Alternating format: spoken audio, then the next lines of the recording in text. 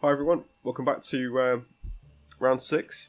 So apologies for the delay in this upload, it's been a few days. A few of the players I think were busy the last few days, so it took us a while to get through the rounds, but we're back on Japan now, round 6. This one, I've been sitting here for about half an hour debating what to do on this move. I've got some big decisions to make. It's really tough. It's really tough. I've got a lot of options and I'm stretched very thin if I want to do all I want to do. I think I came to the conclusion that I can't do everything I want to in this round. I've got to play slightly more conservative.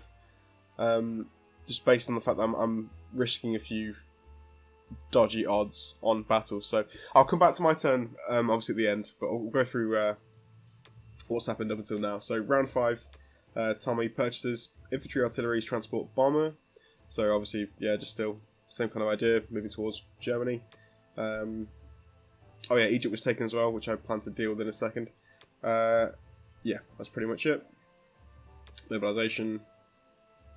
Let's put the bomber on this side, obviously trying to think about defending the fleet slightly.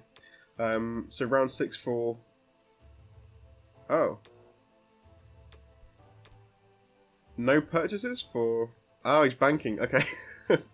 So no purchases for Russia, interesting. Okay. So it was a pure banking round. Ah, that's strange. Okay. And combat, he went for West Russia, Novo, this one, and Kazakh. Yeah, so actually this was interesting. This added another option for me, because obviously, yeah, we'll get to it. Interesting round for Russia then. He's had bad luck with the Kazakh rolls, to be honest. I think it was either the round before or the round before that. I think he attacked one infantry and one artillery with an infantry and an artillery, and they just both died to one unit. So again, this has been unfortunate for JPT. This is it's the most valuable one as well. It's 2 IPC, so it's kind of harsh to be fair. The rolls have not been kind. So move to sub. Okay, actually, I'm glad I checked that actually, because this is moving toward me. But hopefully I can block this off with taking Egypt this turn, so that shouldn't be a problem if I can take it. And some artillery and fighters move to Russia. Okay. So Germany. Now this is where it starts to get pretty interesting. So 7 infantry, 1 fighter. Okay. 1 fighter? 2 artilleries, okay.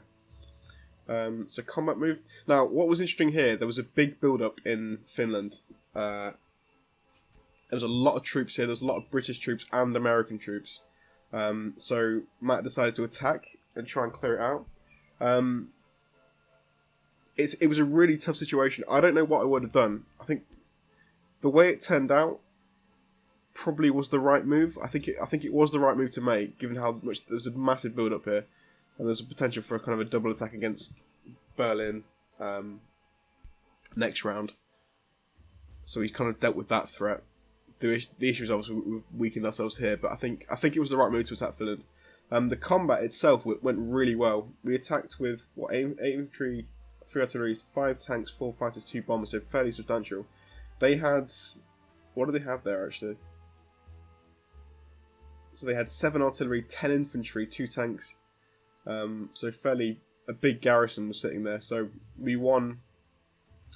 I only lost infantry and 1 artillery, which is pretty good for us, to be fair. So the IPC worth, the gain we made there was pretty strong. It's cleared out a lot of the troops nearby. I think Norway can be now retaken if we want to. The one problem I think with this is I think we moved the bombers back to Karelia. Now Karelia, what we expected to happen I think was either a retake of Finland, because the odds were in the favour of the Allies to retake this and kill our tanks. But what they did instead was they took Karelia, which I think was the correct move probably, because it killed our bombers, unfortunately. So if you look at the combat here, Karelia, they destroyed 1 fighter. They did really well there, so all the things they lost on the Finland attack they've made up for in this Karelia attack, because what did we lose actually? 1 fighter, 3 tanks, 2 bombers, and 3 infantry. Yeah, so that was pretty costly for us. 3 planes down, 3 tanks. So I think that was a big shift we're seeing here in this attack power loss. So now I think it's going to be a case of pushing back as hard as we can. We do have these 5 tanks still available, which is nice. Still got 4 fighters down here, so pushing back against Karelia, trying to pressure Russia. I'm going to do the same thing here. I'll just quickly check Britain's purchase: 3 infantry, 3 artillery, 1 fighter. So just it's going to be pretty standard for Britain now. I think just keep constant pressure on this side. Makes sense. And of course, yeah, Karelia attack. So not too bad. So for me, I was debating a lot of moves in this round. There was a lot of things I could do. I was thinking possibly going to Alaska with the entire fleet and all my 3 transports, pressuring not only the Western United States but also Hawaii, and thinking we before we lost to Karelia, we had 8 victory cities. So I was thinking possibly trying to close the game out in a nice attack next round by doing something like this, because it would have forced America to defend 2 victory cities in one go. I think it could have been done by blockading certain sea zones, but yeah, it would have definitely diverted America's attention towards me rather than Matt, which would have bought them time to kind of recover from things over here. But looking at it, it's very tricky to do. There's a lot I want to do in this round, and I think that was stretching it too far. Because obviously I would have had to have then defended Japan, because the risk is he could have just abandoned the Western United States and gone for a Japanese attacking Japan, because I would have had to have left it fairly undefended. I could have defended with infantry, which I've actually planned to do here, but yeah, again, it means my China front then is completely open. Once I lose my 3 ground troops around here, which I probably will do soon, then all of China pretty much is open to blitzing from Russian tanks, and it would have taken me another round to get back with my transports. It causes all kinds of problems moving the fleet up there. It's an aggressive move, but if defended correctly, if the US defend correctly, I think it wouldn't necessarily pay off, and it would put me under pressure in China. So I've decided against the fleet moving out, purely to try and play a bit safer. Like, particularly what's happened over here as well. I think I need to probably try and play a bit more conservative now, just to try and, gain the upper hand back. So I also thought about, because we JVD didn't take Kazakh, there was an option to go for Russia here as well, because obviously Russia's fairly low. It's not really defended that well. It's got artillery, tank, 2 fighters, anti-air, so I potentially could have gone and tank blitzed into Russia, supported by 4 bombers. Now the odds for me taking Moscow were around 70%, so decent odds, but the problem is I would have had to take all the hits on my bombers, so taking it would have been extremely costly. Even if I did take it, if I didn't take it, it would have been probably game, because I would have lost all 4 fighters and the tank, and that's all my firepower pretty much gone on land, and Moscow's still secure, so I don't think it was worth it. If I had maybe something else, even like one infantry or artillery here, I might have gone for it, but it's just too risky to throw in 4 bombers, especially with an anti-air as well. I could have lost like 1 or 2 straight away, and then I would have just been crushed by the defending fighters, so I don't think that was the right move. It was tempting. It was the glory move. Go for Moscow. But I don't think it was sensible. It could have gone extremely bad for us. I could have swung the game either way there if I'd have gone for that, and it went well or went badly. It would have probably decided the game, but just too risky. I was thinking of various combinations of attacking Novo as well, with troops, bombers, and also throwing this tank. This tank, because I can go either way. I can go to Egypt or I can go to Novo. I was debating what to do here. It was really tricky. I've been working at the odds for a while now, just trying to think what's the best thing to do. I think the best thing to do, given the fact obviously Russia is pushing out, the best defense is a good offense. So I want to try and kill these troops here and just slow the move down. I'm building a complex in Manchuria because I think it's about time. I need to have a constant flow of troops from India and Manchuria now pushing against Russia. I don't think this has to be done now, I think, because I can't rely on transports if I want to do some aggressive moves against America later. I can't rely on just transports sitting around here doing the shipping for us, especially with like subs knocking about. So, complex in Manchuria.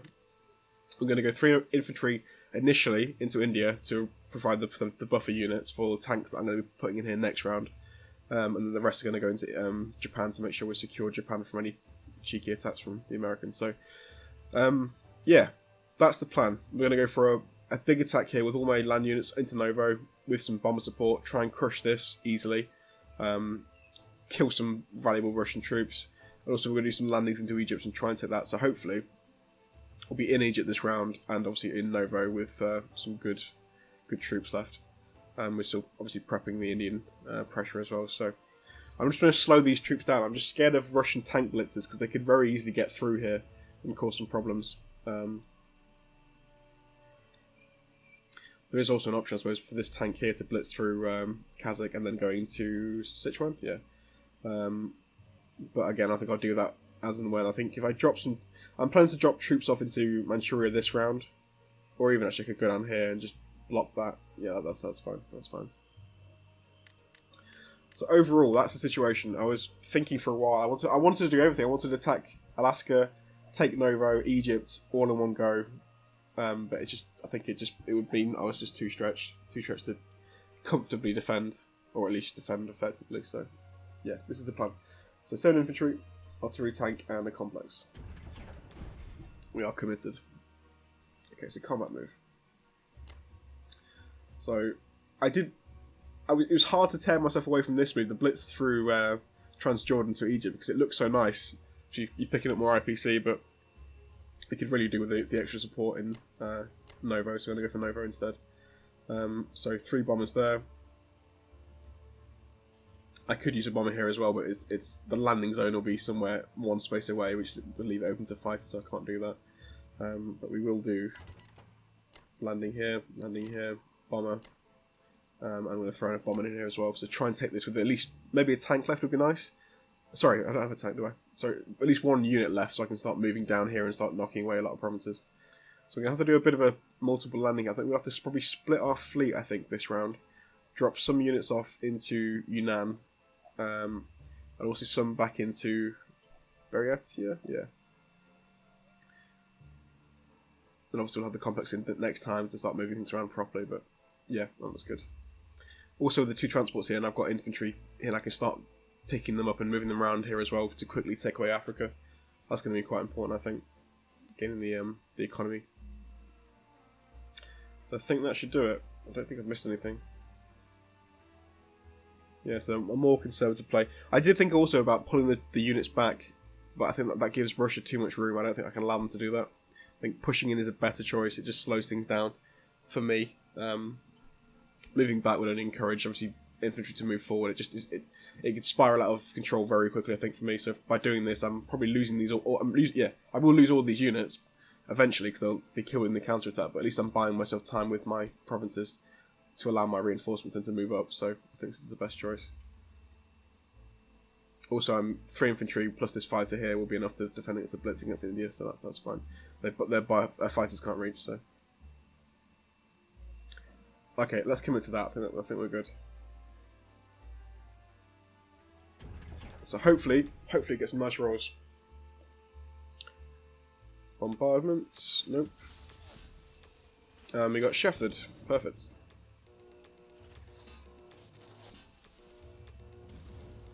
Ah, damn it, man, that sucks. That sucks so bad. That first round was brutal. 2 units rolling on a 4 didn't get a hit. That's just so unlucky. So unlucky. Ugh, no gains there at all. Not great there either.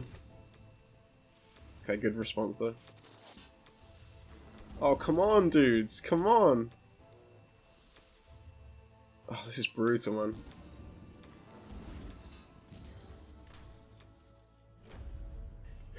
That sucks. That really does suck. The odds as well for the battles were extremely high for both of those battles, and we got screwed on both. That's just very unfortunate. Very unfortunate. The bomber's safe there. I worked it out. Good there. Pull you right back. So we have to do some joint. Let's just do a few splits here. Destroying this one because of the sub. I think we'll leave the bomber. Sorry, battleship there, I guess.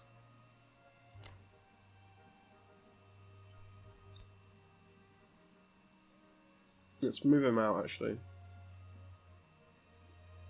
Yeah, let's move him out. So, we'll have one... Let's go infantry, artillery, this one, and the rest will take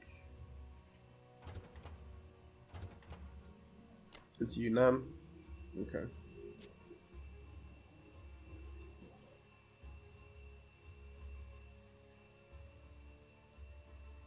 I expected at least one unit alive at the end of that, which is really disappointing, because then it would have obviously forced the Russian player to then, you know, deal with this first before moving out too far. But because that's open now, they can just blitz through anyway, so this guy can go up here, this tank can go through, take a lot of things away, so that's very unfortunate. Very unfortunate. And this was annoying as well. Damn.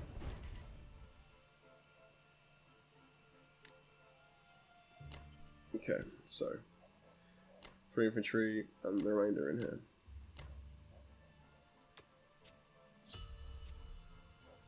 God damn it, dice! You screwed me again. I was so annoying. It was. I think it was still the right choice, but just you can't predict the dice. The rolls in these were both 90% and above for victories, which is why it sucks. I think obviously we did win the fight technically, obviously, but without any land units was not. The others were still in our favour to have one land unit left there, which is unlucky. Okay, so next round anyway, we should be able to start shipping things. They're lacking troops here obviously now, so I have transports and infantry. I can start moving things around, knocking some provinces away. That should be good. We have units in the area moving forward now, so we're going to slowly creep forward again and start pressuring. I didn't bomb a complex because this is still completely destroyed. This is obviously in need of repairs to drop anything, so they have to drop a few units down in this one. The problem is for us now is that obviously we've got no German bombers left, so the bombing raids on Russia are going to be dependent on me entirely, which is a shame. So it's going to be down to my four bombers. Well, 5. Sorry, yeah, I think this one is there as well. So 1, 2, 3, 4, 5. So yeah, cool. So I can bomb the Caucasus with this one, and then probably these 4 can hit Moscow. Assuming he rebuilds a lot. He's got IPC now, he's been banking, so 36 is enough to do some decent repairs on the the old complexes. Oh. I think the right choice was made though. I think that was the better choice for me, because I can churn troops out into China, through China towards Moscow now more effectively with the complex. We have troops on the ground, which I can obviously still reinforce with now as well with my transports. So it's going to be just pushing back against Russia now. India's taking, which is still great, and I've still got transports nearby, so I can start pressuring Africa and things like that. So the right choice. I think if the fleet had gone up here, it could have potentially worked out really well for us, but it could also have screwed us completely in China. So I think playing safer, just getting the troops shuffled into towards Russia is the better choice. So hopefully that works out. But yeah, it's looking interesting to say the least. It's still a massive struggle around on the Russian front. Huge struggle. I'm keen to see what Russia does this turn. They can't obviously take Belarus, or it would be risky to do so. I don't think they would, because they'd be leaving tanks exposed to take that. What's more likely is they go for sort of a more aggressive push towards Russia, towards Japan, try and take some territories back. Possibly take the Ukraine as well, whilst also doing some repairs. They can now build as well in Karelia for return as well, because Britain took it out for them, so possibly 2 infantry in Karelia, I would expect, to make this a bit of a harder take for Germany. But we'll see how it goes. There we go, that's round 6. So, I'll see you on for round 7. Take care.